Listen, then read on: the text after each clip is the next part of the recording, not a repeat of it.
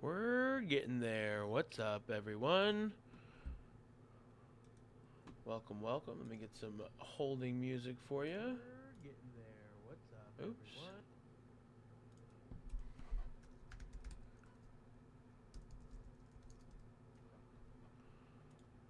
If you've tuned in before, you know what song we're gonna play, or at least what artist. The fucking Unicorn Heads, yo. The Unicorn Heads. I gotta go back. Sunshine on Sand sounds good to me. I'll be back.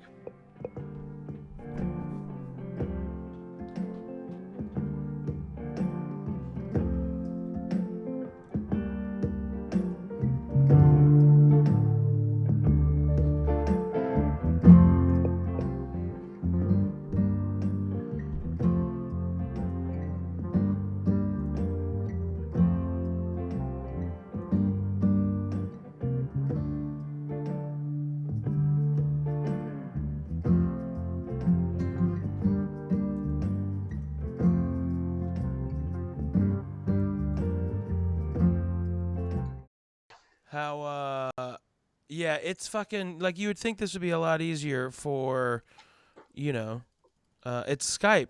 If FaceTime is, like, I had to switch microphones. I've got this really nice, you can't see me. I've got this really nice microphone, and I don't know what's happening right now. So I just had to switch microphones, and we're in all sorts of good shape. Classic BS.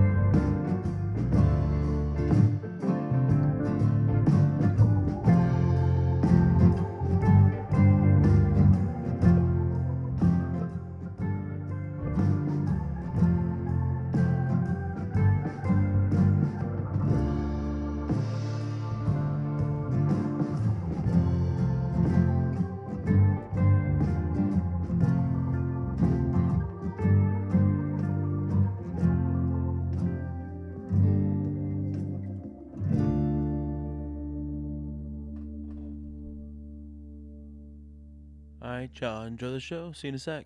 Give it up for the very funny Brent Gill, everybody. Yeah.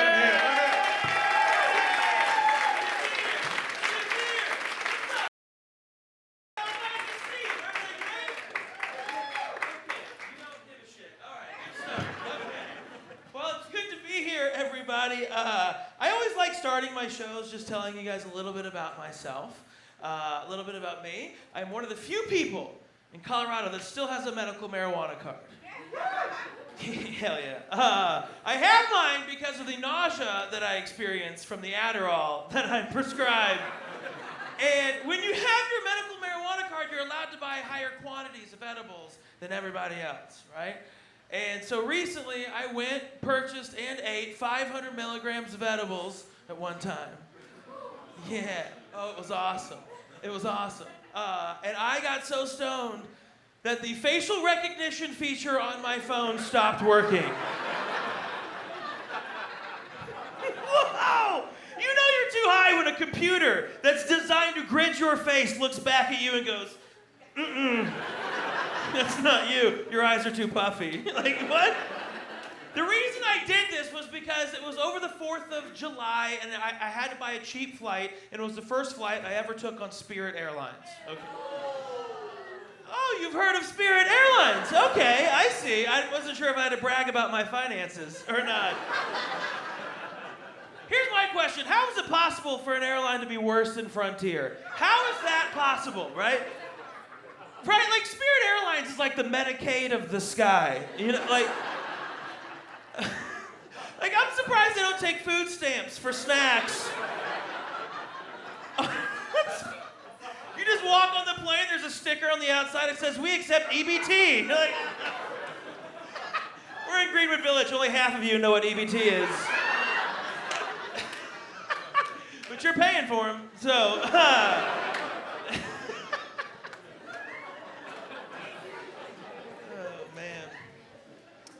I'm just about to turn 34 years old, everybody, and thank you. I feel like I look pretty bad for 34. I mean, I feel like I look like a stepdad on his night off. You know what I mean? And part of the reason I feel like I look so bad is I look like I have kids, and I don't have kids. And I don't want kids. I hate kids. I hate them. I hate kids. I hate kids so much I started calling condoms dream catchers. You know?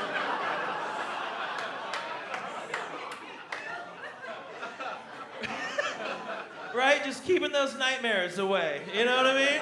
And, also, too, the way that I'm balding is really unfortunate. And so, I know this because I was doing... okay. I didn't even get to the joke yet. You're looking at the front, and you're like, eesh, I'm about to talk about the back right now. And you're like, let's address the front. It looks like an urban neighborhood getting gentrified up there. What happened? I'm sorry. Was that too real, Greenwood Village? Too real. Okay, that's fine. Here's the thing. I was doing a show recently, right? And the photographer took a picture of me from backstage this way. Awesome picture, right? But the problem is I couldn't post the picture because I realized that the back of my head is balding like a middle finger that got blurred out on TV. Look at this. What?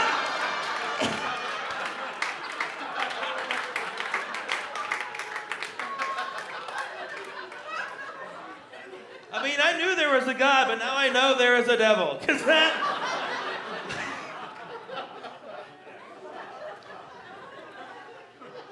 I read a bunch of weird news, and I was reading this news story recently that I think might be the funniest thing I've read all year, about a 24-year-old dude in the UK that gets arrested for starting fights outside of a Home Depot totally naked. Okay? Now, when the cops come, the cops wrestle him to the ground, they arrest him, and while they're processing him, they discover that he is hiding 7.2 grams of cocaine under his foreskin.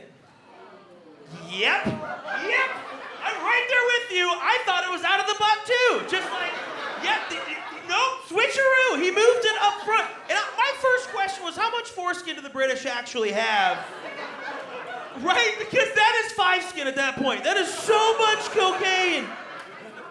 And look, I'll admit, I don't have foreskin, right? So, I'm having a hard time trying to wrap my head around this situation.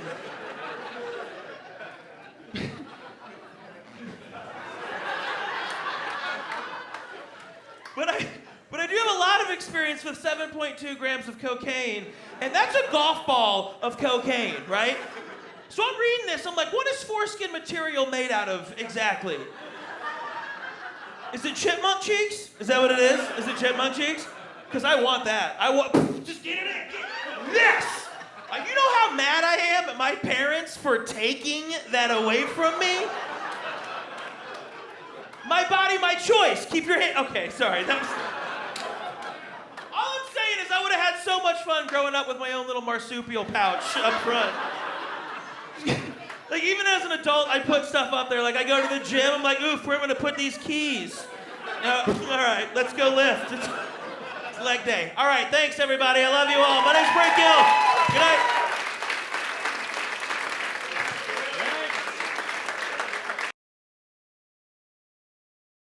There it was. There I was. What's up, everybody? Welcome to the program. Good to have you here. Thank you all for joining us. Caesar, how are you, man? Hope all is well for you. If you're just joining us, please go ahead and log into your YouTube. You can live chat me. I am actively in the page right now. Feeling pretty good today. We got a really, really, really fun program for you today.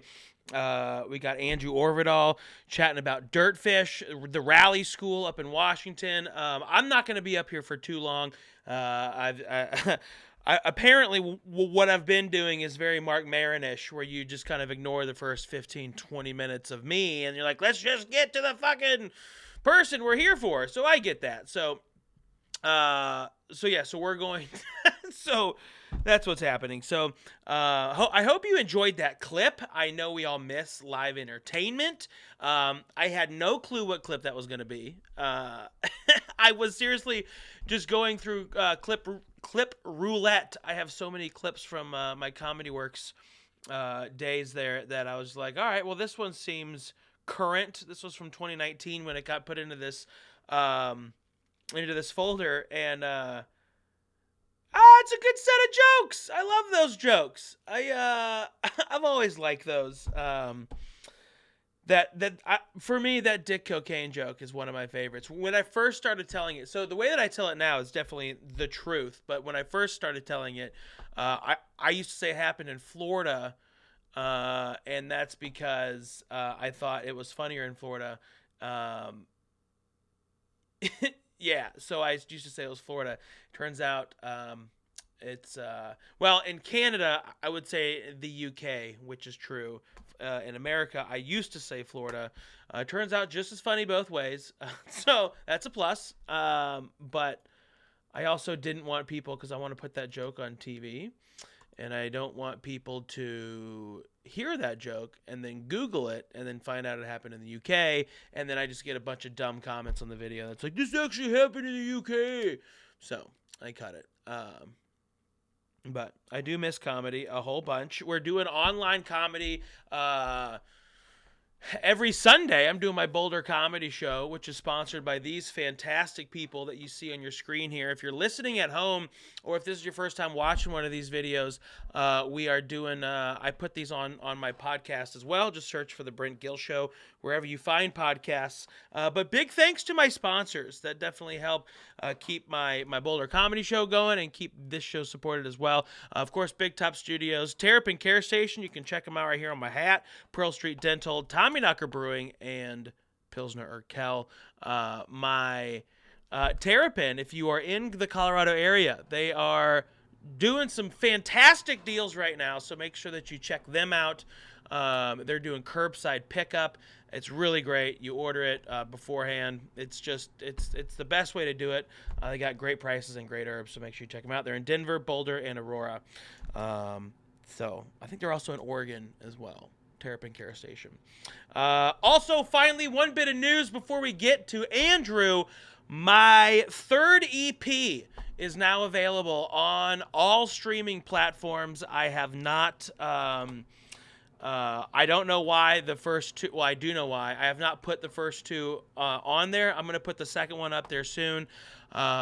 But this is my This is my most recent EP that I recorded. It's a fun little set, so you can check that out on Spotify, Apple, iTunes, wherever you listen to music. I'm there. Just search for me, Brent Gill. All right. I hope you all are ready to do this. I'm really pumped about our guest tonight. We have comedian Andrew Orvedahl. Andrew I met him when I was working in Denver at the Comedy Works. He's been one of the pros on the roster there for quite a long time, and he is 1/3 of the comedy group called The Grolics. They have a fantastic podcast called The Grolics Save the World. The Grolics Saves the World. And it's Andrew Orvedahl, Adam Caton Holland, and Ben Roy. And you can find that wherever podcasts are found. Very funny episode, for sure. A very funny podcast, so make sure you check out that. They also created the show Those Who Can't, which ran for 3 seasons on True TV. So I'm happy to have him on here. He's a huge car nerd. I'm a big car nerd. And he went to DirtFish Rally School up in Oregon. Now, if you don't know what DirtFish is, then thank you for tuning into to the show. But if you do know what DirtFish is, it's dope. And most of us wish that we could go do this. And he was making a TV show at the time and had a little bit of extra income, so he went and did this. It is a it's a rally driving school. So when he was done, he got his rally license. And he could have gone and raced, he could have started the whole progress there. So it's super fascinating to talk about it and learn about what goes into these cars and goes into that school. Now, let me say this. I know I said that the show is live, and it was live when I recorded. I'm live right now. You can text me or hit me up in the chat, and you'll see me look over there. I'm live right now. We pre-recorded this episode because he's got busy schedules and he's got a kid, and there was a fair amount of video and audio technical difficulties. The video was kind of the worst. There's only a couple audio glitches where it just froze, but using context clues, you can hear what he said or put it together. So I apologize in advance for that. We recorded this in the middle of the afternoon, which is obviously when the internet is at its height of being used during this quarantine. So I definitely apologize for that, but it won't ruin any part of the show. It was definitely a fun conversation with him. So I hope you enjoy it. I will be in the chat. Hit me up. If you're listening to this after it comes out, be sure to follow me on my Instagram at I am Brent Gill.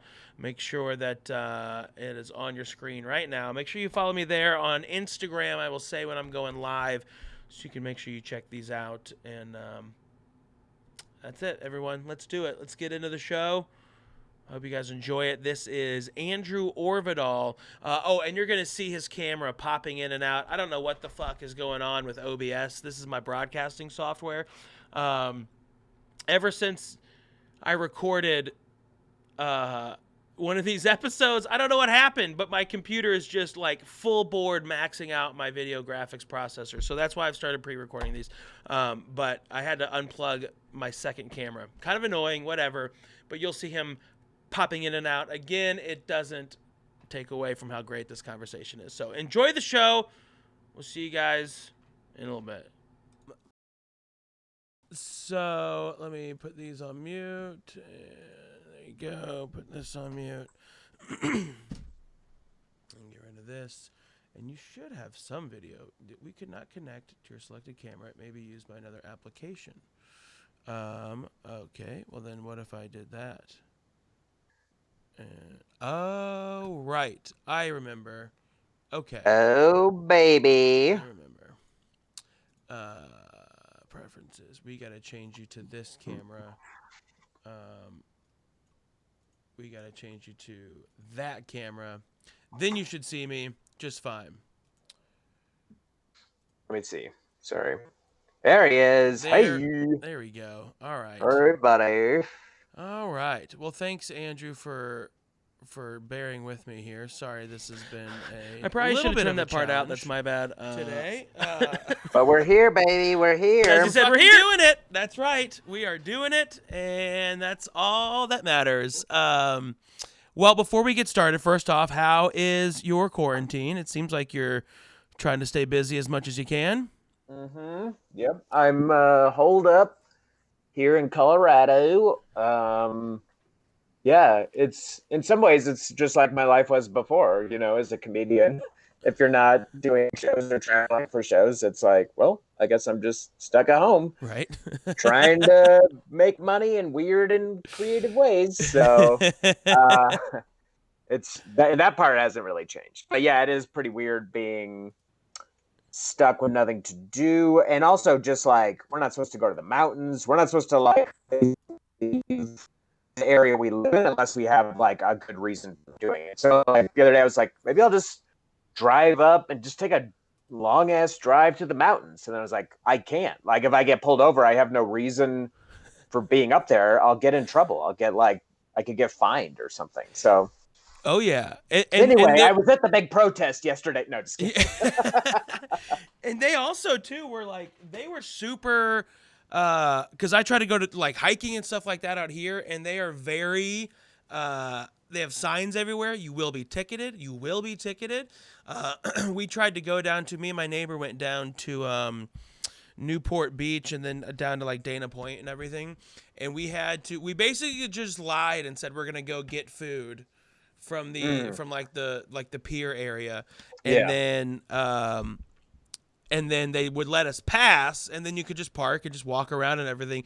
We sat down to look at sea lions, and this fucking security guy came through and was like, "Hey, we're closed. You can't be here." It's like, "Oh, we just ordered food." He's like, "Well, you got to go get your food and then leave." It's like, "God damn, God damn." He's like, "You've been here for an hour and 45 minutes." It's been wild, man. Yeah. But I do have like I'm on this app called Roadster. I'm not sure if you've ever heard of it, but it's it's like a car nerd app where you can meet up with other car nerds and go for drives, basically. Oh, nice. And That's this cool. has been going bananas. Like all my notifications for it have just been rolling in because that's all people are doing is they're just like, fine, if we can't go anywhere, we're just going to drive around. And there are so many like nice fucking cars that are just going out and doing these, not meets, but these drives, like these big, ride-alongs and everything. And I linked up with one that was 4 Lambos, a Ferrari, and a couple like M car. Like there's an M3 and an M4 of the new ones, and and then like an AMG Mercedes. But I was like, I don't quite belong in here, but boy, do I want to hang out. You guys drinks, I guess. That's so funny. Have you seen this a lot in LA? Here in Colorado, every time I go out driving, there's just like a flat out street race at any time of day. Doesn't matter if it's night or day. Just cars just ripping ass down just like streets with like a 35-mile-an-hour speed limit. I see it all the time. And sometimes it's not a race. It's just someone driving insane because they're like losing their mind. But it's also a lot of times it'll be more than one car and they're just going all out. It's pretty crazy. Oh yeah, that's happening a ton out here too. It was because I live on up in Studio City, Valley Village area now, and they're on Whitset. There's just cars just fucking flying by because I can hear everything, and then you're just like, wow, pop, pop, pop, pop, pop, pop, pop, as they've got that like that pop tune on their car, and then you can see them. Like I'm driving on the 405, and that's like a 12, 14 lane highway, and there's just so much space, and there's so many cars just. I mean, I don't know if they're racing or not, but I mean, now is the time to do that. If you're gonna do it, now is probably the best time to be illegal street racing, right? So Totally. Just a quick timeout. I don't know if you post the video part of this, but now I have a weird lag. Like your video is and audio is not synced up. Maybe Oh, it'll be gotcha. fine in the recording. I don't know. We'll see. Gotcha. I don't know if you edited it out or not, but I am editing it down a little bit. I am recording it as we go. I do Cool. have a little bit of a lag on your end as well. It now just kind of seemed now like you look good. Now Okay. you're back in sync. So Okay, well, we'll give it a shot, and if we have to do just audio, then we'll do just fucking audio. cool. Because I put this on my podcast Cool. channel as well. So Also, let me plug in my computer before it needs it to dies. be plugged in. Yeah. All right. Cool. All right. Sorry. No worries. No I forgot the worries. video chatting boils my battery. Oh, All right. does it? You have an old laptop? Is that what it is? It's not that old. It's just a MacBook Air from, I don't know, 4 years ago, 5 years ago. So, Gotcha. yeah, in Mac terms, it's ancient. It's and ancient, right? It's useless. Yeah.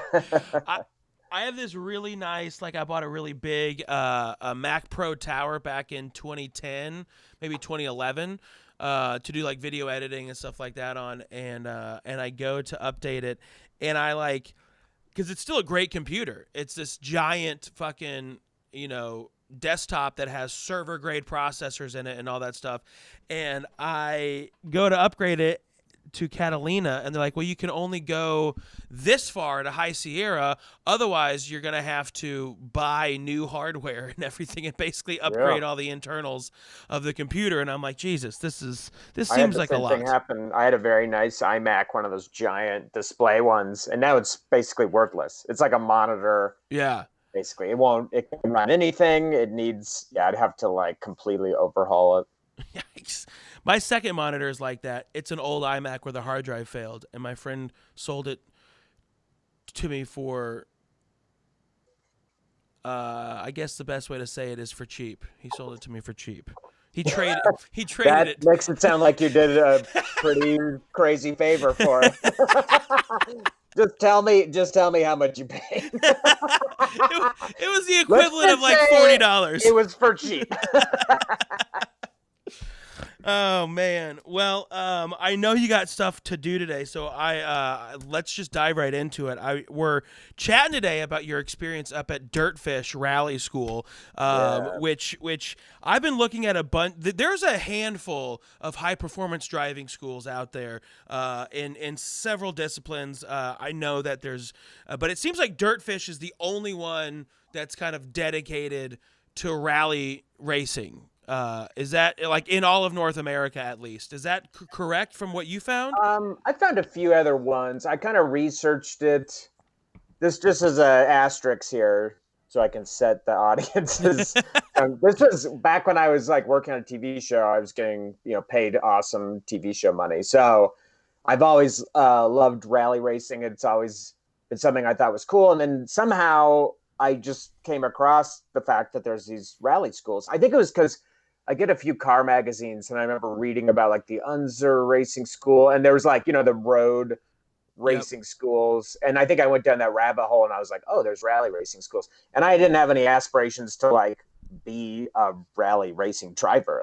Sure. It's I was 39 or whatever. It's I think my window of a career in that is over. But I have the reflexes of a 39-year-old. I'm going to hit a tree or something. But and then it's going to take me forever to recover because I'm 39 years old. Exactly. Yeah.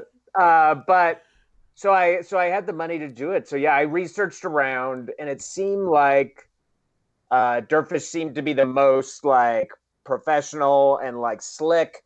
But also just being up there outside of Seattle, I was like, oh, that's the perfect environment for tooling around in a rally car. I want that sort of foresty. There's another cool one I found. I haven't gotten there, but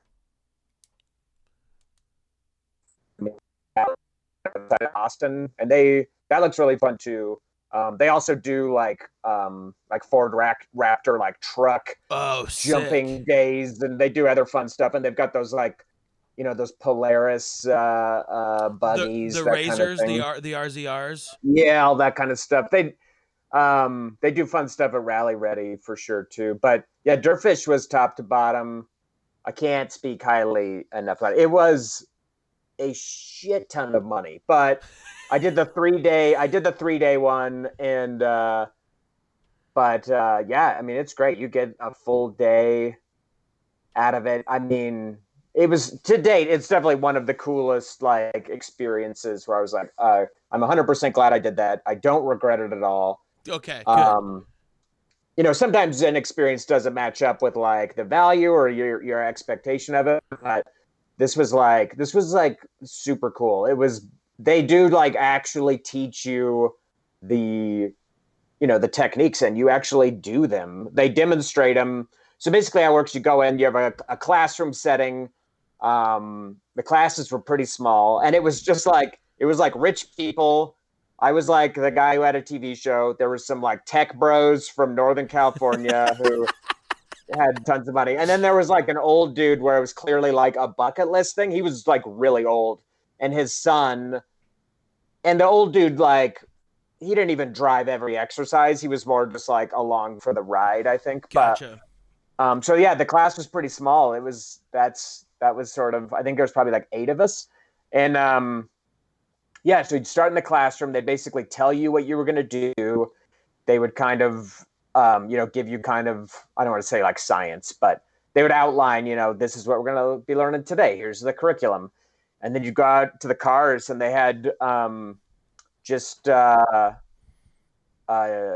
was all Subarus. You could choose, you could either do the rear wheel drive BRZ course or Yep. the Subaru WRX STIs. And I went with the Subaru WRX STI. And at the time I had a WRX STI. So, yeah, they were like the late model ones. I think they were like, there was a few different ones. They had the brand new ones that, I don't remember what year this was, but it was the year that So they this is were like probably a only, 2015 era, I feel yeah, like.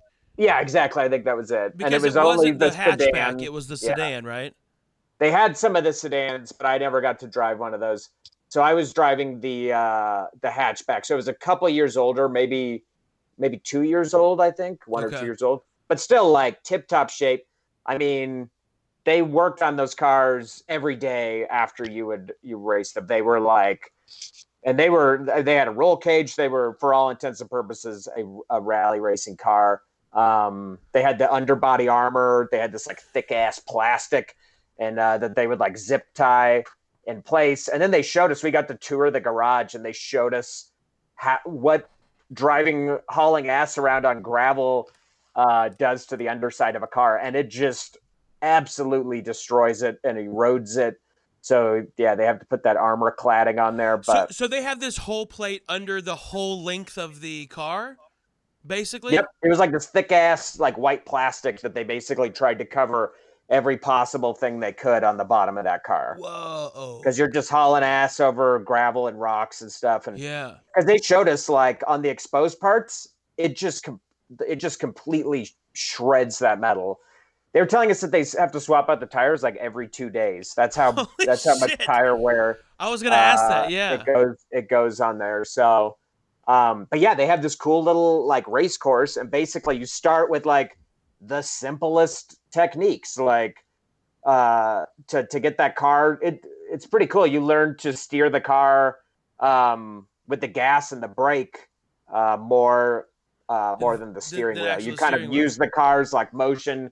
So a big exercise you do, and they drill it in your head the whole time, is you lift up the gas, you turn the wheel to the input you want, and then you brake accordingly, which will then set the car into a controlled turn in that gravel. So for the first part of the very first day, you're just in this like big gravel circle, just making the car slide, which is a blast. Like that alone, I was like, this is so much fun. Like so you're just kind of like learning to like basically get the feel for how to control the car, and set it in, and you just learn more and more advanced techniques. And so basically what you're saying is you'll be going. I lost your audio. It's back.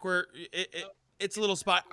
I've never done this early in the morning. I have a feeling that the internet around me, in my neighborhood, is like, okay, it's just on full tilt right now. Yeah. Because everyone's using it right now. Yeah, But right. so basically, what you're saying is you would use the forward motion of the car to put it into a slide with the brake. That's how you got it into the slide. That's what they were teaching you. Is that what you're saying? Yep. Yeah, it's the Interesting. brake that actually puts the car into the turn as you're going along in that gravel. And we're not talking e-brake. But We're just talking pedal brake. pedal brake. But we did learn the e-brake too. They totally redid the e-brake on the car, so you could actually use the e-brake to like turn it. And the Okay. instructor sometimes would just do the e-brake for you if you were not trimming your turn properly, or just to fuck with you. They would like tap that e-brake and like whoop, the car would like really jerk into the line. But the course was awesome. The course, it was like mostly gravel and went through the forest, but then there was like a little urban part. If anybody's curious what the course is like, it's actually in the game, the video game Dirt 4. It Right has here. the DirtFish Rally School. Yeah. So you can like I was race gonna the track ask how and goof around. accurate it was. Is it? It's like totally accurate. I think there may be like a few little details that they maybe like added as far as like um barriers and stuff to make them flashier than like hay bales. I'm trying to Yeah. remember, but it's like very, very spot on. When I was racing it, I was like, this is like the course. It's like being back at the school. It's very fun. But yeah, it's a cool mix of like surfaces for sure.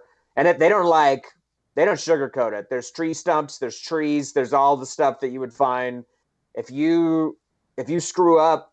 Like, you could not only severely fuck up one of those cars, you could probably hurt yourself. You have a helmet and a roll cage, but still, you don't want to don't Right. want to hit something. And I came close. One of the days I did come close to. I was just kind of sloppy and trying to. I mean, the instructor's like really.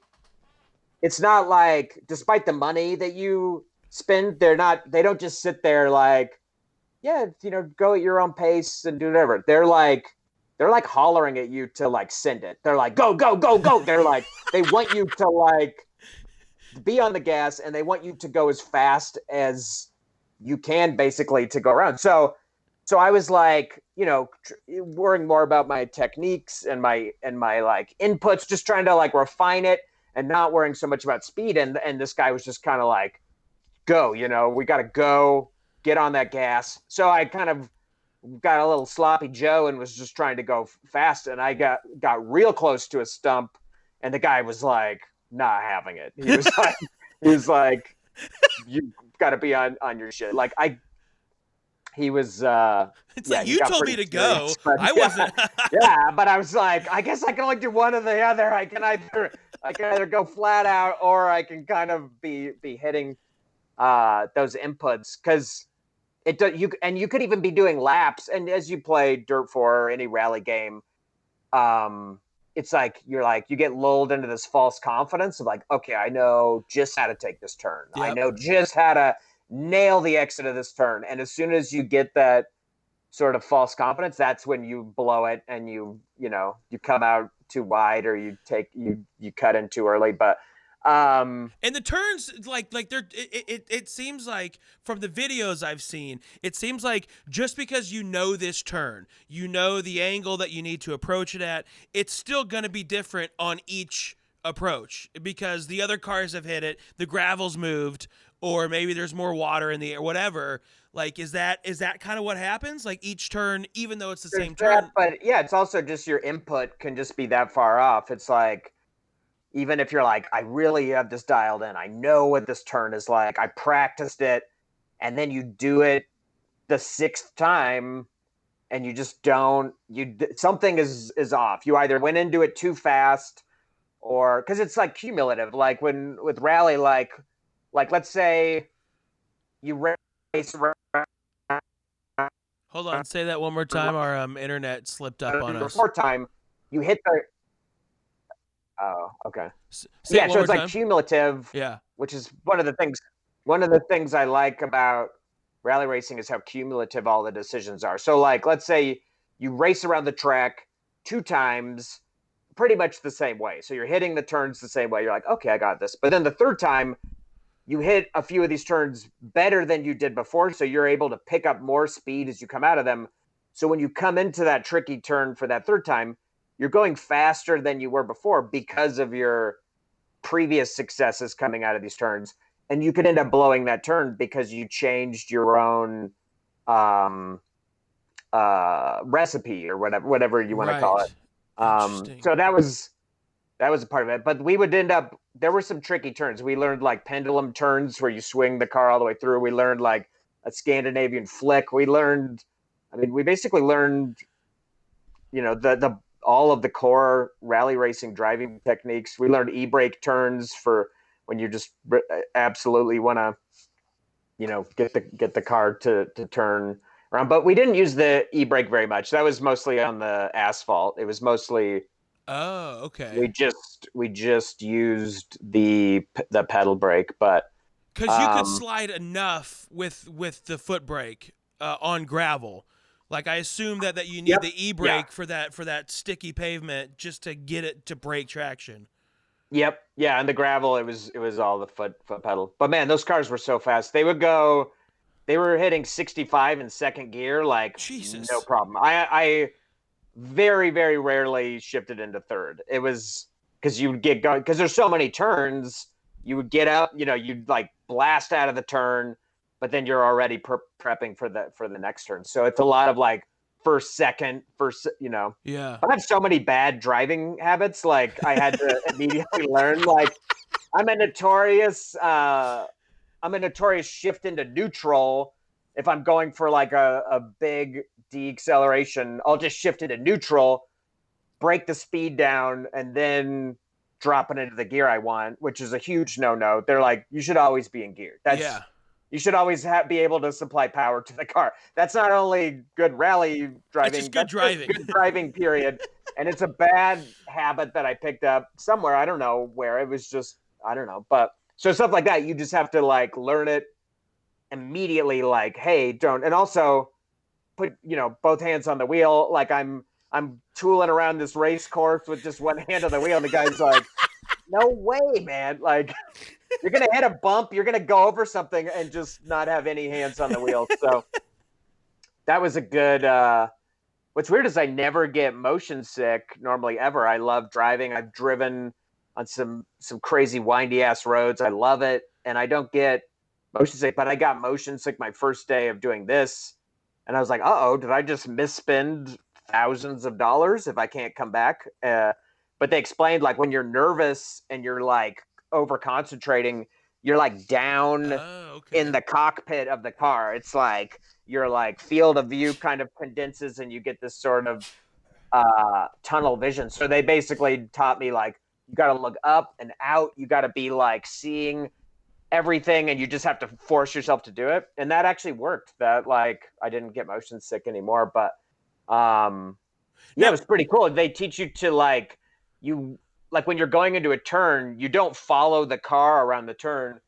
You look to the exit of the turn, and then your hands, because our brains are so cool and so good at the shit, your hands will correspondingly take the car to the end of the turn where you're looking. They're like, look to where you want to go. Like we'll be like heading into like a horseshoe turn, like a tight horseshoe turn.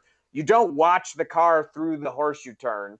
You look to the exit of the turn, and then, when the first few times you do it is just terrifying. You're like, okay, so I'm just going to trust that my hands are just straight through the turn, off of a cliff.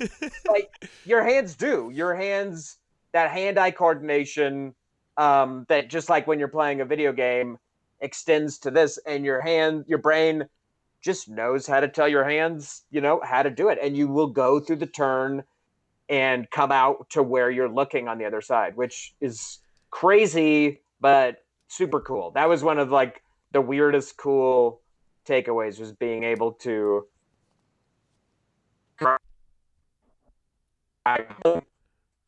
around the turn than you were before. But after that course, like I'd recommend it to anyone just for the confidence it'll give you in driving after that. Like, I remember I was driving back to the hotel. It was just like blasting rain, pouring rain. I'm in this little like Nissan Versa, whatever I had rented.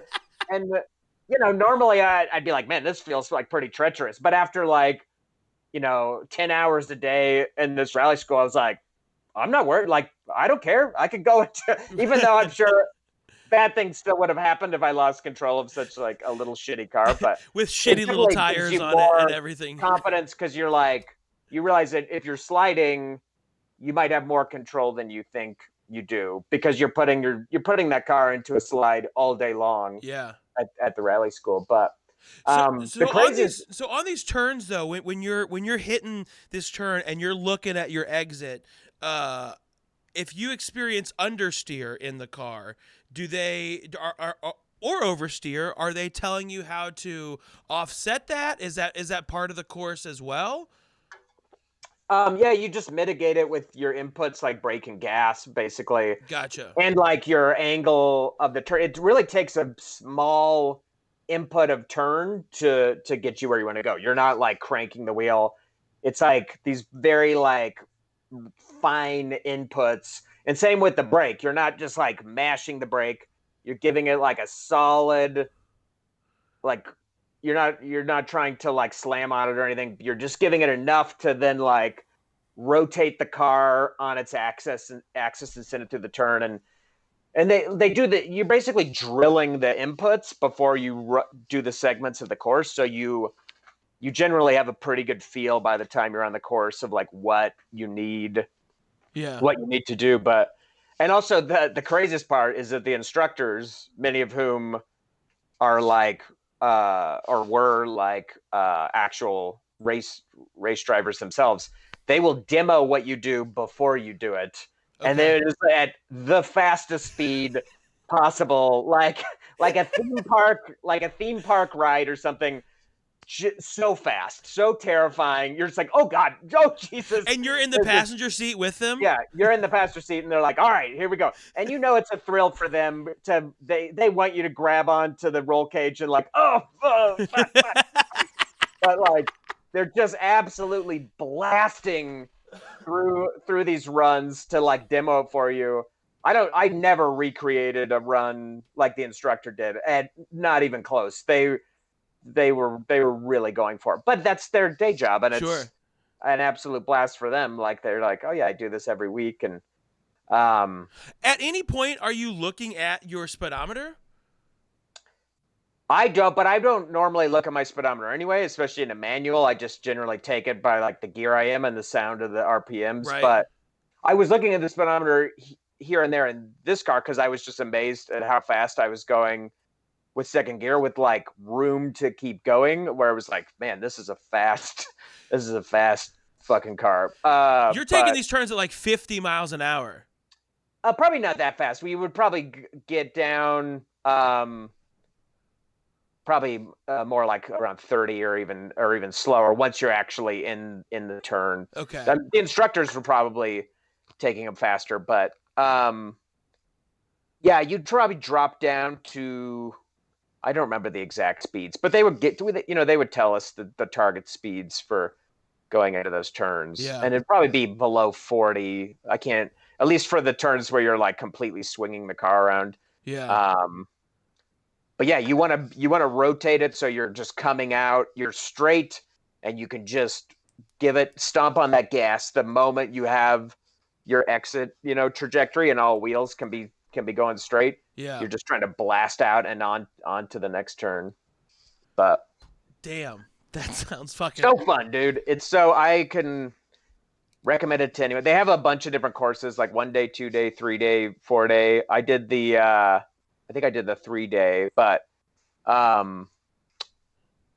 yeah, it was if you love driving and cars, even if you don't care about rally racing, just the fact, to me, it's much more fun driving on gravel and like through the forest and taking those crazy turns than doing the road style driving. Like autocross kind of sounds fun to me. Yeah. Tune it all up and like work it around a parking lot and everything. But I think driving around a forest on gravel is more fun to me. That's like more appealing for sure. For sure. It's way more dangerous, it seems like, too, because you could fucking go off the road a little bit, hit that ravine, and then you're into fucking trees. And just like rolling. Like an autocross, you're like, oh no, I knocked over the cones. I embarrassed myself in this. But yeah, it's like you nick a stump going 60 through the woods, like something terrible is going to happen. Or just lose control. Like there was just like ruts in the road. You'd like hit something and you get that like exponential speed as you're swinging through those dips where it's like, oh boy. And then it's like, like you come out of it definitely faster than you wanted. But how long would you say it took you to get comfortable in that course, or like, or not? And I don't mean that you were like, oh, I've got this, but from the moment you got behind that car until where you're like, okay, I'm not as freaked out by doing these maneuvers. It probably took, I don't know, maybe halfway through the second. I've driven like a lot of different cars, and I was like, I didn't have like false confidence of like, oh yeah, I could drive. But I've driven a ton of cars, and I love driving. It's like it's one of those things I feel like I can do pretty naturally. I just enjoy it, Like some people hate it, but I'm like, I've always enjoyed driving, and so yeah, like I think my brain was pretty hungry to learn these new techniques and stuff, and just really keep practicing them. But yeah, probably halfway through the class before I was like before it felt natural to like, I'm purposefully putting this car into a slide and I'm rotating it using the brake, and it's going to work out. Like I'm not going to slide sideways. I'm not going to blow sideways through this turn. I'm not going to stall out, which is almost feels worse when you haven't rotated enough and you're kind of just like dead in a turn. It starts to feel pretty good when you're like, oh yeah, I'm seeing these angles and I'm launching out at just the right point that I want to. But they always kept us, there was always something new right around the corner. So you never got too comfortable because they'd be like, okay, now we're going to learn this. Now we're going to learn that. And then it was like, you get to run the whole course. And they were like, we're going to time you guys and you get to run the whole course. But then they didn't time us. We were like, okay, what are our times? Because we were all of us were going for it. Everybody wants to be the fastest. Of course. And they were like, oh, we didn't time you guys. It's like, it can make people too competitive. And it's like, but you told us you were going to time us. So we were being competitive. Like you got the result of us being competitive. We just don't get to find out who was going who's for got it, bragging rights. Yeah. Oh man, that's fucking cool. So and that was on day 4, but I think the thing I wanted to say actually was it's probably best that they're building this in your brain that you can't get comfortable, that it's always something new is around the corner, because in an actual rally situation, I can only imagine that even though you've driven this course 100 times, it can't, like, you have to keep that in your brain. You can't, totally. You can't like expect. You said, there's so many things that can change where it's like, oh, it rained overnight and now that turn is just like deep mud. Like, and in my experience, driving in mud, both like off-roading and in the rally school, mud is like so much worse than ice. It's like the slickest, shittiest thing to hit if you're not ready for it. And so it could be something as easy as that, where it's like, oops, you came into that turn too inside and it's all mud. It's just like a complete, and you wind up having trouble with it. But yeah, I think it is a good lesson in driving, and never being too comfortable and always looking ahead. Like, look down the road. Like, obviously pay attention to how you're driving now, but like what's happening down the road ahead of you? Like, how can you already be ready for whatever you see coming down the road, Sure. Was there anything you felt like they taught or that they instructed you on that was kind of like either basic knowledge or like a waste of time? Or was everything that they taught you? Because I would venture to say, hearing a few of the things, especially as someone that loves driving, that would be like some things would be like, oh yeah, I already knew this. This is easy. Was there anything like that you felt was redundant? For me, I kind of used all of it. I was like, even the stuff about looking at the exit of the turn, things like that, I never thought to do that. That wasn't something that I just naturally came to. I'm like, I'm actually not going to watch myself go through this turn. I'm just going to look far over there at the exit of the turn.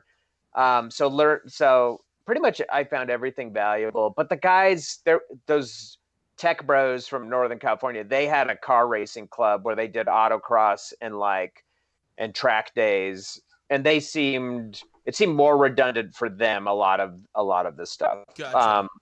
Although they hadn't, driven on surfaces like this and with a car like this, they did like the Lemons style racing and the little Honda Civic autocross type stuff. So this was still, I think, a very different beast overall. But it probably just varies by person. But I mean, it is like I said, though, the experience top to bottom is like so nice and professional that even if you're very experienced with cars, I think you would walk away being like, I feel more comfortable and confident driving on a very wide variety of surfaces in a very fast car. Well, and I actually wanted to know this actually. So you would say a lot of this applies to your real life as well. Like you currently use. I'm sure you're not driving around, with your daughter in there at these crazy speeds, but busting ass now. but are you have these? I feel like, especially living in Colorado now, and driving in winter and snow and all that shit. Has this impacted your day-to-day driving in a better way? It definitely does. And again, it's that confidence that if the car is sliding or doing something unpredictable, of being like, don't panic, don't feel like you don't have any control, like stay on the wheel. And we didn't drive on snow and ice in the rally school, so again, that's like kind of it's something. But just being a native Colorado, and I usually am not too scared of that, but it definitely gives you more confidence. And just even driving on gravel roads, if I'm up in the mountains goofing around, it's like kind of knowing what to expect out of that surface. I got a car recently. I think I told you I got rid of my truck. Yeah, my you're in a road truck, and I got all-road, right? an all track. All-track, yeah. And it's super fun. I can't wait to take that up in the mountains on gravel. It's obviously it's not like an off-road machine, but it does have a nice bit of ground clearance, and it's really fun. So it'll be fun to see how that I can kind of like whip that around up there. Some of these cars, they're like too stable. You can't. They have so many like electric nanny systems that they don't want to have any fun. But you can turn that stuff off with the in the all track, and I could in the ZR2 also. You could just like turn it off and be stupid with it. But now you mentioned how this just beats the shit out of their cars, right? When you got done with this, knowing that, did you have any desire to do it to your own car, or were you like, yo, this is just gonna fuck everything up if I do this? Yeah, they told us like how much expensive it was, and they basically told us like even at the amateur level, if you want a rally race, it's going to cost you like $5,000 a weekend, like to get out there. Oh my God. That's like that's what you can expect in like maintenance costs. And I was like, $5,000, because it was enticing. You get your like rally license at the end. You get this like it does open the door to this world where it's like, if you wanted to, if you were so inclined, you could now pursue this. You could go buy a little beater car, tune it up, start doing amateur rallies, kind of getting trying to get up to that point. But they were like, yeah, you could expect like $5,000 in the maintenance and all that. And I was like, what? That is so crazy. But they were pointing out, like, if you're swapping out those tires every 2 days, that's like a weekend of racing. Yeah. Actually like sideswiped a little tree. You need to do this. Like there's probably like so much little maintenance. I mean, they were working on those cars every day after class, and despite the pro care, sometimes the cars had to go back in the middle of the day. They'd be like, something screwed up with this car. Like they're being driven so hard and over like this crazy terrain. It's not, it's not a surprise. It's like, of course, even like an ironclad Subaru that has professional mechanics, it's still gonna have some hiccups, Right. after being driven this way. But which is probably why it costs so damn much. Yeah, to I think that's to do the definitely part classes of because it. there's so much maintenance on the cars. They had a really cool garage, and they work on them all the time, and they keep them in excellent shape, and which is awesome. And they always had cars ready to go. If your car had to go back to the garage, they'd pull up with another car. So it's not like you were like missing out on the fun or anything. Yeah. They had like a little fleet of sweet cars, but there was a part of me that was like, man, this would be so cool. Like, I wish I could like get into this, and it'd be such a fun thing of like racing every weekend and doing that. But yeah, the amount of money, and I'm not mechanically inclined at all. Like I can't do anything in a car. So I wouldn't even be able, I wouldn't even be able to do like the basic shit. Like I could like change out the tires and wheels and like, but it would be, I would not be the guy to be working on it. So yeah, but it was just fun just to do it. And again, it's like one of those experiences where I was like, there's some things you can blow money on and be like, oops, that was a mistake. But this one I was like, I'll remember this like forever. Like even if I never get to do it again, it's the kind of thing that'll stick in your head forever. Sure. Is your rally license good for like indefinitely, or is it just a certain like 5 years or something like that? No, it was something like, there was like a window of time where you could like use the license they gave you to like apply to move up to the next class or whatever. And I'm sure that window is expired for me, but they the thing that they gave you, I don't remember if it was like a year or 2 years, but you did have like a chunk of time when you could get into it. I don't think anybody from the class was going to move on into it, like when we were all talking about it. But again, it's because that's a crazy cost. It's not like autocross where your mechanical needs after the race are probably much, much lower than just absolutely shredding your tires and car and suspension and undercarriage. I mean, my God, just the shocks alone. I mean, I just replaced the shocks on my Beamer, and I went low rate, and they were still, I think it was even on Black Friday, and I didn't buy shitty ones. I bought Bilsteins, but they were still, I think $800 for just kind of like the entry level Bills. That's not the bullshit Bilstein, but the B6s. And imagine what the rally shocks are, like those KW springs. Good suspension, and it's like, oops, I hit a chunk of rock that big sticking out of the dirt, and I just completely destroyed my right. Blew an entire assembly up there. So I can't even imagine the costs that come out of nowhere. That's why you need like a sponsor and do all that. Yeah. My neighbors here in Colorado, they have a race car. It's like a local NASCAR race car, but those dudes are working on that car every night. It is like clearly a massive undertaking, even at that like kind of amateur level. But it's got to be even more stressful then, because that's coming out of your pocket. That's coming out of, or your small sponsors that you have. It's coming out of that pocket, which, good Lord, I can't even. I mean, hearing all this, I remember watching the series that Subaru did where they would cover the rally season. And, God, I can't remember the name of the series now, but it was on YouTube. And they have to have pretty much every part of they have to have at least duplicates of every part on that car, especially on the suspension and wheels and shit like that. At least, I'm sure. Imagine having to fix a the whole front end suspension in a night.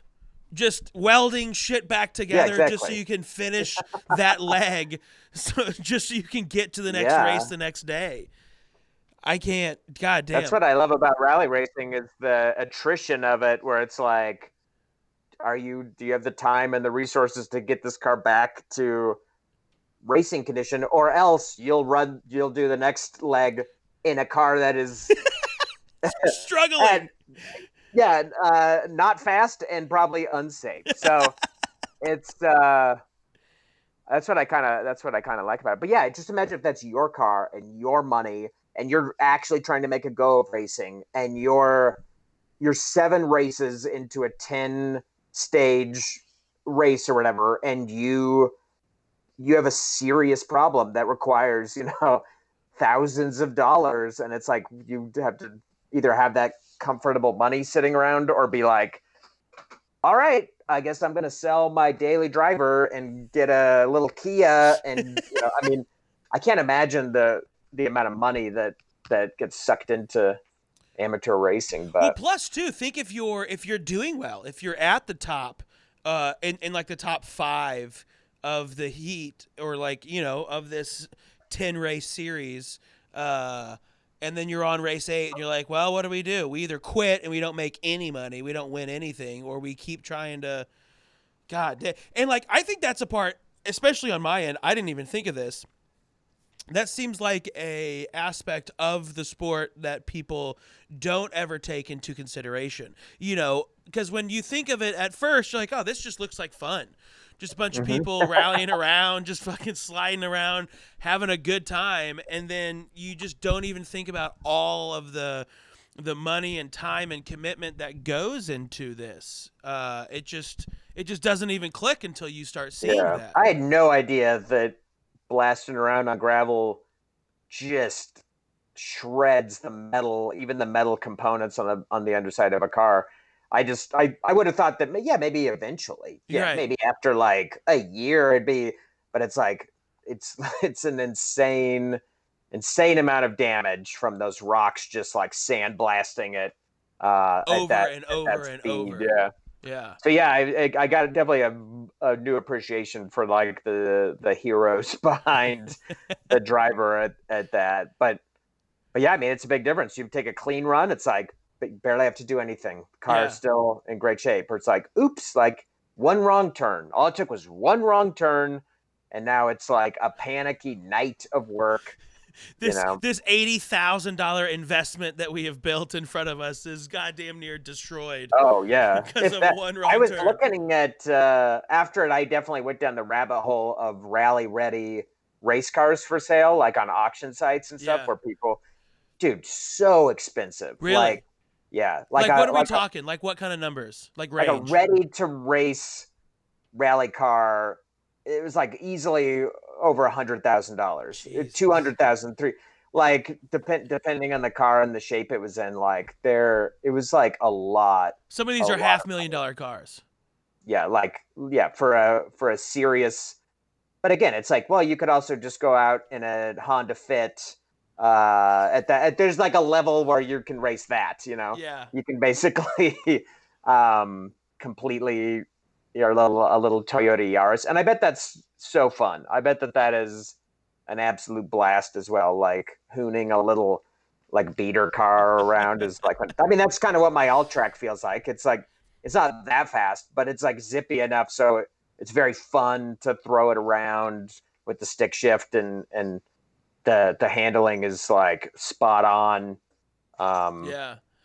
Very, very nice. That alt track, that's the 2-liter turbo, correct?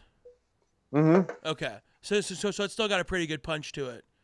Yeah, it's definitely quicker than I expected. But it tops out. It's like it'll get up to the highway speed nicely. But then if you want to like pass somebody who's going 70, it takes a little planning. You can't just like I'll go to like punch it because I'm used to the I had the WRX and then I had the Chevy ZR2, and both of those would respond pretty well if you stomped on the gas. Okay. But yeah, this once this jet is up to it's like the floor, and you're like not really. You have to drop it back down and like scoop up some speed. Get some RPMs back up there. Get some boost Yep. up in that motor.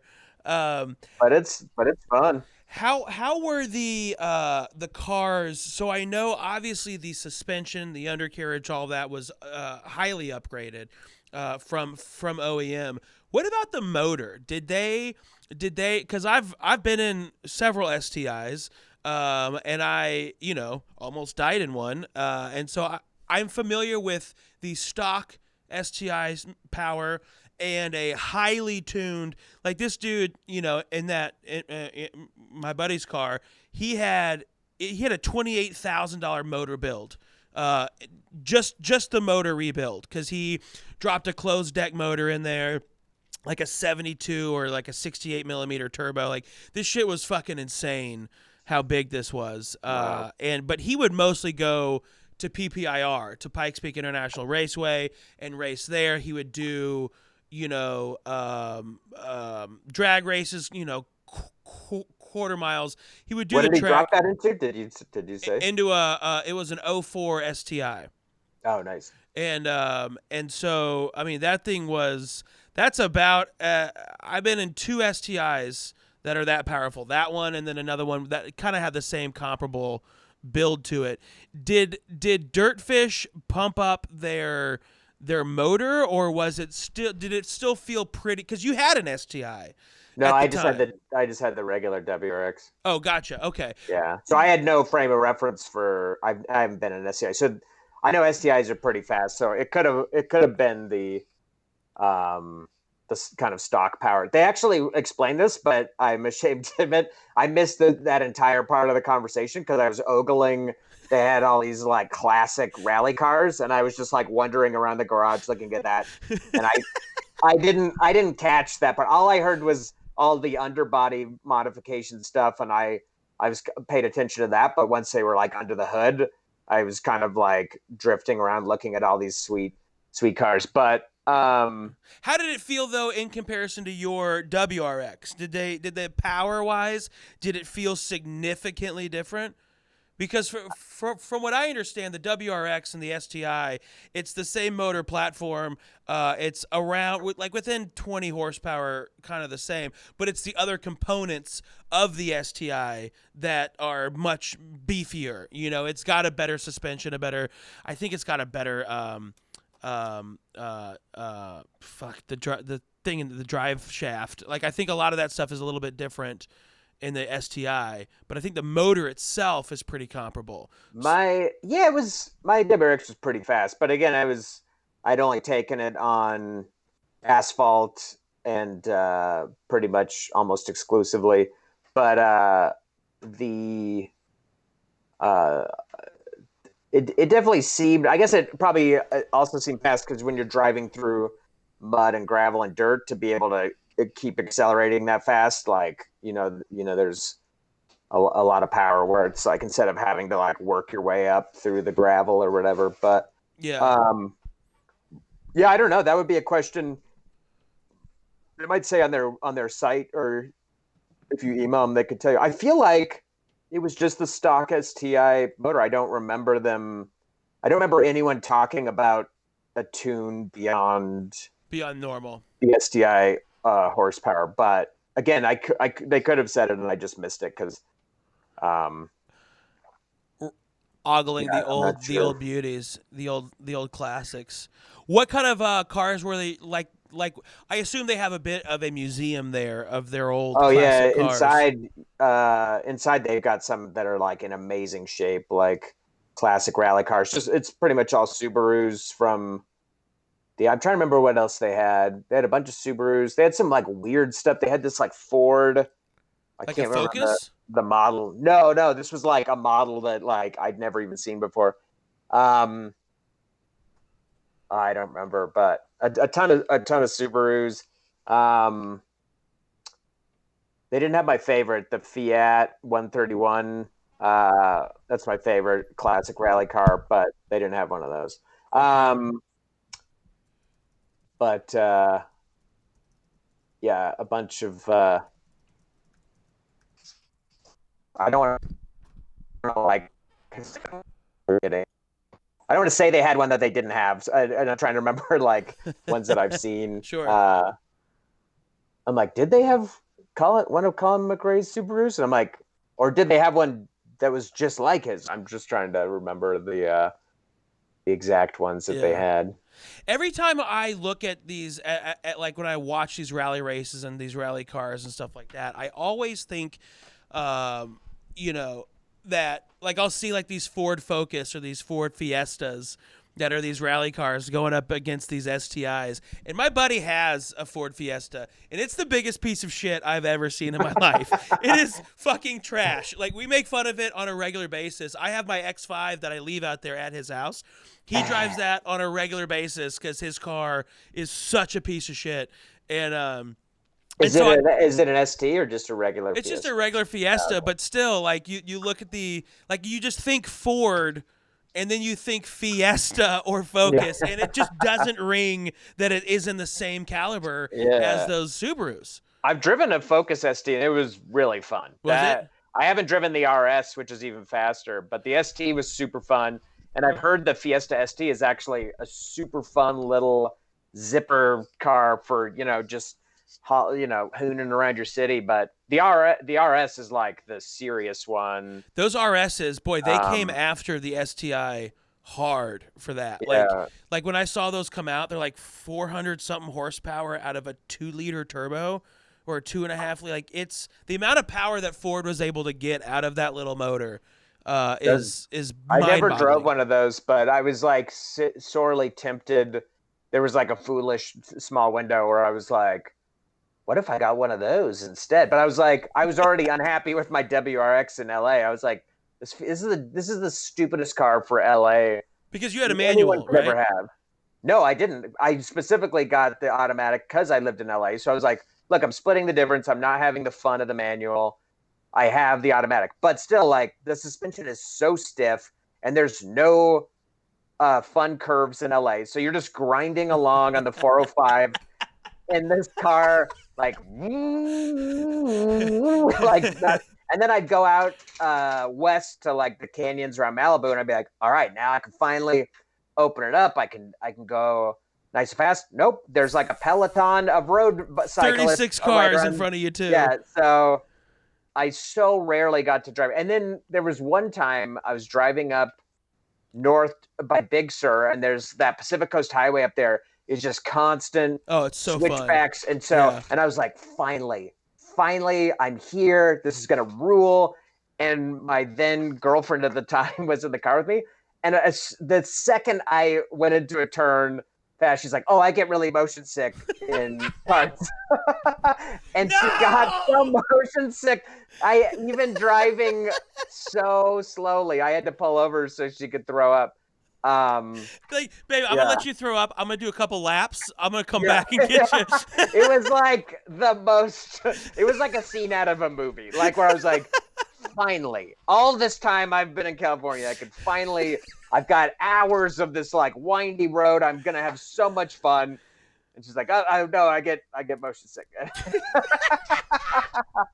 Babe, I'm gonna pay for you to get an Uber from here to where we're man.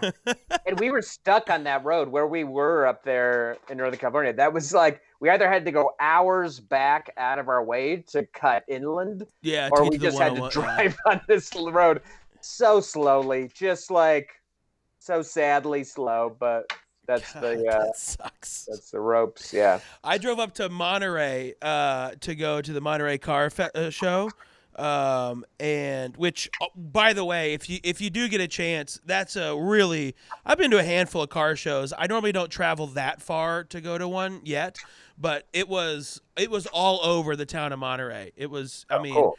it was in so many places, and I will say this, it kind of sucks if you don't have money because it's a very rich person's kind of a car show, because we snuck into one event while they were setting up a bunch of these super exotic hypercars. Like Pagani had their own section, Koenigsegg had their own section, Lexus had their top of the W Motors was there, which I had never heard of. It's Dubai's first supercar company. It's like all these super exotic cars, and we had to sneak in to get in there. They threw us out a few times, but the only time we could get in there was when we were setting up, or was when they were setting up the stuff. But the pictures we got were just, it was fucking amazing. They had the McLaren S7, or no, sorry, the Saleen S7. And then they also had the McLaren F1, which is the single seat car. Oh yeah. All for auction. There was a lot of auctions going on. Long story short, we drove up the PCH the whole way for that. And to make you a little jealous, it's so much fucking fun when you get to rip around that. See, I knew it. Yeah. So much fun, man. That's so funny. Yeah, it was awesome. So, if you do get a chance to go back up there, I definitely recommend doing that. Now you play. I just have just a few more questions. You have played Dirt 4 and everything. Do you have one of the steering wheels, or are you playing it on a controller? No, I just use the controller. I was like, man, it'd be so cool to have like a good wheel, because you can play it in VR, or the Dirt Rally you can play in VR. I don't know if Dirt 4 has that, but Dirt Rally does. The previous game has VR. Yeah. So I was like, oh, how cool would it be to get a racing wheel and play it in VR? But no, I don't have, a good racing wheel. It seems like it's like $200, $180 or something. I've been looking at them. A midline one is that cost. The Logitech G29 Driving Force, which is like the best one right now, $500. Dude, that's not even for like the whole like setup too. It's just the wheel, pedals, and shifter. You still got to buy like the thing to clamp everything to like mount it. Yeah. My buddy online, he's like, I guess he used to race cars at some level, but he has an entire video game driving suite like set up. He's got like a race car chair that he's sitting in. It's like it's like a whole thing. But yeah, I'm sure it was like thousands of dollars, and it's like, I don't play racing games that often. But that would suck you into them, wouldn't it? Yeah, I guess I'd play them more often with that. But yeah, no, I just play with the controller. But yeah, it would be super fun. At the DirtFish School, they have like genuine arcade racing cabinets. We never used them because we were out doing the real thing, but they have like straight up sit down arcade racing cabinets that they could play racing video games on. Oh, cool. Nice. There's like 8 of them in a row. I was like, how cool would that be to have in your house? Just like, oh yeah, I've got 4 video game race cars we can sit in. Dope. That'd be dope. Now, what? Because I didn't ask this at the time. What happens if you wrecked a car? I don't know. And like when people kind of mention it, like what would happen? They were just basically like, don't. They were kind of like, don't wreck a car. But I mean, judging by that guy's reaction when I even came close to that stump when I was coming through the turn, like they have no tolerance for screwing around or unsafe, driving. Yeah. So it's their life too. Like the instructor's sitting there. Imagine like, I don't know how nervous you get when you're a passenger in a car, but I definitely ride with people sometimes that are just like not good at driving. Yes. And it's like, it's just hell to be in that passenger seat and be like, oh man, like you are not very good at this. And for those instructors, I can't imagine when a driver is doing poorly or getting sloppy, it's probably really frustrating, It's probably scary as shit too. I mean, I have a friend that's an instructor pilot, and he's told me stories about how he's just literally grabbed the yoke and is like, okay, I'm fixing this now. Yeah. Because you're not, and we're in a fucking airplane right now. Totally.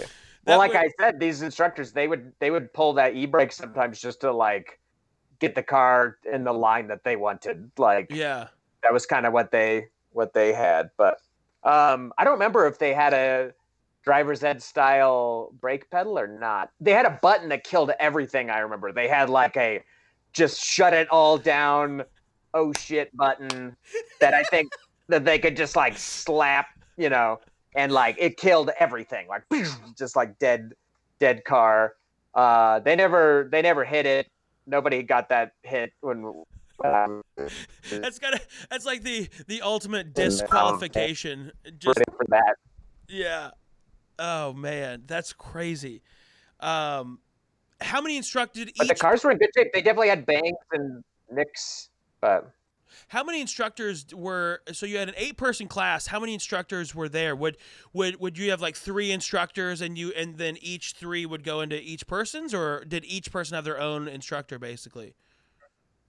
it kind of depended on what the exercise was we were doing. Like generally, you had an instructor, but they would do it in waves. So it'd be like they'd split the class into 2, and they'd be like, okay, you 4 are gonna go out and run this segment, and the other 4 would like hang out in like a little like warming house and just watch them and chat with the other instructors or whatever, and you just hang out, drink coffee, and then they run that for like 10 minutes. They come back, it's your turn. You run it for 10 minutes and you come back. So you had this sort of like downtime. It wasn't like 10 hours behind the wheel the entire time. You would definitely have some down periods, which is good because then you could like be thinking about like, what did I do wrong? What could I do better? I'm definitely like not attacking that turn right, and so then you could have another chance to get back into it. Yeah, for sure. But yeah, man, it was great. Can't recommend it enough. If you had the money, you'd do it again. Oh yeah, definitely. I might go check out Rally Ready just to try a different school. Yeah. Because now that I've done DirtFish, I think really the only option is to repeat the class, and it'd be like, oh yeah, this is kind of the exact same. But it'd be fun to go down to Rally Ready down in Texas and check that out. Looks like they have a pretty fun operation too. Yeah. I think it's similarly expensive, maybe a little cheaper. I don't remember, but I mean, DirtFish is kind of the name brand. It's the Kleenex. I feel like when it comes to yeah, rally it's racing. definitely the one that pops up the most, and especially now after being in that video game, and yeah, they kind of have the prominence as the number one. But there's Rally Ready, and there's some other like smaller schools for sure as well. But yeah, I felt like at the end of DirtFish, I was like, yeah, I got the education I expected, and I had a blast. And yeah, have you ever had a desire to go to other high performance driving schools, like the Porsche one down in Southern California, or the M driving school with BMW, or any of that stuff? That has never grabbed me the same way. I bet it would be awesome, and I bet I would like, learn stuff and have an absolute blast. It just has never grabbed me the same way as rally driving. If they had like a Hoonigan like city driving class, sweet. That's something that it sounds like it'd be more fun, but also terrifying because it's like, oh, whoops! You just clipped a building. That's probably going to encourage so many people to just go balls out on public roads, which is not. What is that guy's name? It's slipping my mind. The guy, the Ken Hoonigan Block. guy. What's that? Ken Block. Exactly. Yeah. Like if there was like a dude driving school. that shit. Like flip the car, the 180, and go in reverse in an open cargo container that like dumps you out into like a tugboat, and you. Dude, I love those videos. Dude, They're those so Gymkhana satisfying. videos are sick. They're so satisfying. Yeah. That one, because I was watching the documentary on this one, and I don't know if it was a cliff or the edge of a bridge or something like that, but his rear tires are literally like maybe 4 inches from the edge of a fucking cliff. Dude, like it's that guy's is so precise. It's like unreal. It's so spot on. It's terrifying. And now having very limited experience with some of that, I'm like, that's insane. Yeah. Like that level of skill. Like, that's crazy. To be in the game as long as he has, and still be alive and able to continue driving. You know, like there are so many people that just don't quite make it out, you know, of these, Yeah. you know, it's fucking dangerous what we're doing. And for him to be that crazy and that precise and still alive, like he's never made a catastrophic mistake that like others have. You know what I mean? Yeah. I mean, just Did you see the one where he had the all-wheel drive Mustang? They made this insane. It's very cool. No, they had an all-wheel drive Mustang, really? Yeah, Google here. I'll find the. I'm just searching for right now. All-wheel. Yeah, here it is.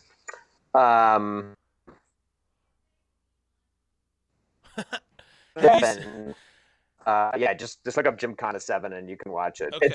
It is a rad car. Nice. Okay. It's sweet. 1,400 horsepower, all-wheel drive Ford Mustang. Jesus Christ, that's wild. That's nuts. Yeah, it is a sweet car. Gymkhana 7. I'll have to check that one out. Okay.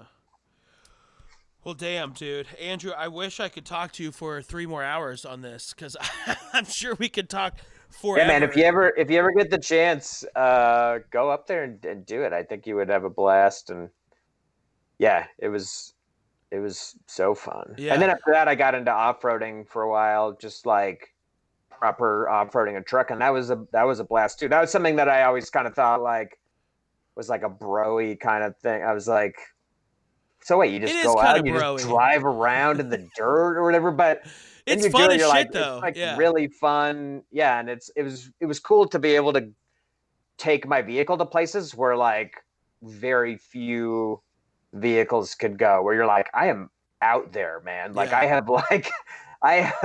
am out in the middle of nowhere. I had like GPS in my truck that came with it, and I would literally be driving and they would have like the satellite map, and then there'd just be this like blackness that you would just drive into, and it was like, we don't know where you are. We can't help you at all. Like you're just in the middle of nowhere. This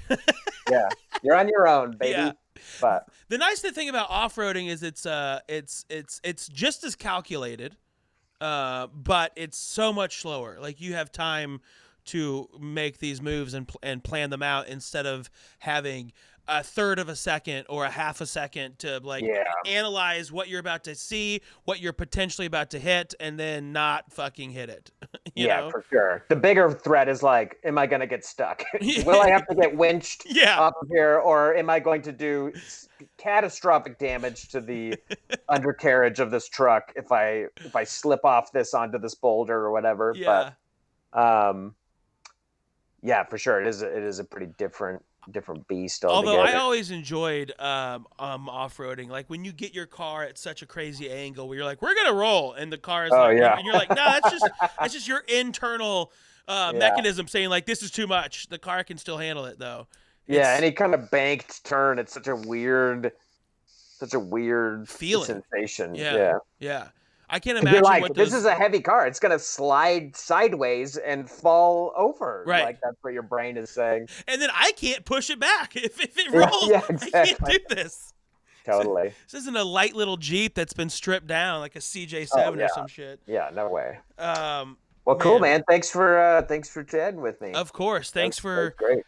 Coming onto the show. I have your Instagram on the screen right now. Is there, if anyone wants to follow you or check out your work and stuff like that, is there anywhere else you'd like to point them? Your podcast. Yeah, I've got a comedy podcast called The Grolix Saves the World. Check that out. Yeah, and that's on all outlets. It's on Scarborough Country, I believe is the parent account there, which is the Sklar Brothers main account.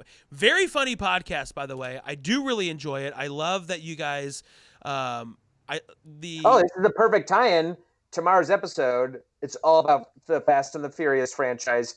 We watch all 9 Fast and the Furious movies and discuss them at length. So if you love Fast and Furious like I do, which is a lot, which is an unreasonable amount, check out that episode. It drops tomorrow. It is insane. And It's tomorrow is so Tuesday funny. the 21st, in case you are listening to this later on. So it will be out by the time that this comes out. We're Grolic going to broadcast this saves the tonight. world. So, yeah. Cool. And that's on iTunes, Stitcher. It's on Spotify. It's really funny. 3 great comics that go and create challenges for each other and things to do. And then they go over for it. Like the one I liked is when y'all learned jiu-jitsu with Ben. That was fun. And then the one where you were slapping the shit out of each other's hands with the spatula. Yep. Oh, that hurts so bad. So be sure to check out that Grolix Saves the World. Andrew, thank you so much for being a part of the show. Dude. Yeah, and for sure. we will chat with you next time. All right. Stay safe out there, buddy. Later. Bye. All right, everyone. Let's pull this over here. That was our show. Everybody, thank you so much. This is the I changed cameras. That's why the color looks different. Whatever, it doesn't really matter. That was Andrew Orvedahl. So glad we got to talk to him about that. I've been wanting to talk to him. I got to get this sidebar out of the way. Sorry, that's not the sidebar I want. There we go. I've wanted to talk to him about that for a while. We kind of chatted back and forth a little bit about it when he had done it. And, I've always wanted to go do some high performance driving schools, and just rally seems like such a difficult discipline to be in. There's just so many parts of it that we can't expect. There's so many unforeseen issues that you can run into, and I had no idea how crazy expensive the rally world could be. I mean, it makes sense. Man, I don't know what the hell's happened to me. It makes sense that it's expensive, but I'm with Andrew. I didn't realize that we're gonna have that the gravel and stuff just shreds your undercarriage. So. Fascinating stuff. I hope you enjoyed this episode. If there's anything you want us to talk about or whatever, if you just want to say hi to me, shoot me an email at the Brent Gill EP. That is an email address I used to send out digital copies of my third EP. But you can email me there at thebrentgillep@gmail.com. And that's the Brent Gill EP as in Echo Papa or extended play @gmail.com. I don't know if y'all can hear that. My God, something's happening outside. But huge thanks to Andrew for coming on the show. I hope you enjoyed it. We'll be back soon with some more car talk right here on the Brent Gill Show, among other things. So thanks again for tuning in. We'll see you guys next time. Big thanks to all of our amazing sponsors right here that help support this show and support our Boulder Comedy Show on Sundays in Boulder, Colorado at 7 o'clock. Make sure you check that out, and we'll see you guys next time. I love you. Bye-bye. All right, that's the end of the clip. That's the end of our show. Thanks for tuning in. Hope you enjoyed it. Tomorrow, in theory, we'll be talking about the history of the Ferrari Testarossa. Make sure you check out the Grolix podcast. That episode on the Fast and Furious is out now. Make sure you check that out. Check out my new album on Spotify or iTunes, wherever you get it. And we'll see you guys next time. Goodbye. Thanks for tuning in, everyone. Later.